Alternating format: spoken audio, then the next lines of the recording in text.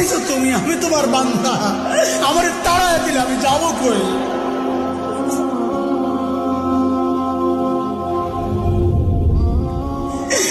কই যাব?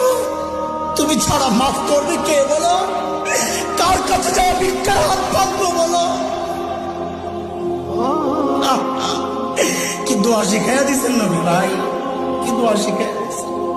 ওইভাবে মালিককে বলেন না একা একা, তুমি আমার রব, আনতা রব্বি, আনতা রব্বি, আর কেউ না।